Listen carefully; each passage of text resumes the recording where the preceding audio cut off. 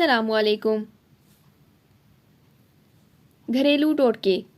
बंद गोभी जब भी पकाएं तो धोकर काटें, क्योंकि काट कर धोने से तमाम विटामिन ज़ाया हो जाते हैं।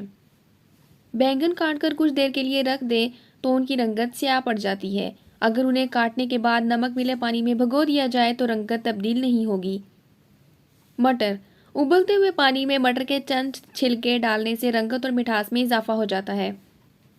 थोड़े से पानी में सिरका मिलाकर सब्जी पर छिड़क दिया जाए तो सब्जी एक हफ्ते तक ताज़ा रहती है। हाथों से लहसुन, धनिए, प्याज और मिर्चों की बू दूर करने के लिए टूथपेस्ट हाथ पर मलकर धो लें। थके हुए पैरों को आराम देने के लिए नीम गर्म पानी में नींबू के चंद कतरे शामिल करके उसमें पाँव डबो दें। अगर हिचकी आ रही हो तो लौंग खा लें या फिर एक गिलास पानी पी लें। गुलदान के पानी में अगर साबुन के कुछ टुकड़े डाल दिए जाएं तो फूल देर तक तरोताज़ा रहते हैं। अगर नींबू लंबे अरसे तक महफूज रखने हों तो हर नींबू पर मोम का एक कतरा टिपका के फ्रीज कर दें। अक्सर आलू मीठे होने की वजह से सालन का जायका ख़राब हो जाता है। इनका आसान हल ये है कि मीठे आलू काट कर पकाने से कब लहसुन, नमक और सिरका लगाकर 45 मिनट के लिए रख दें। पकने के बाद जायका बिल्कुल ठीक होगा।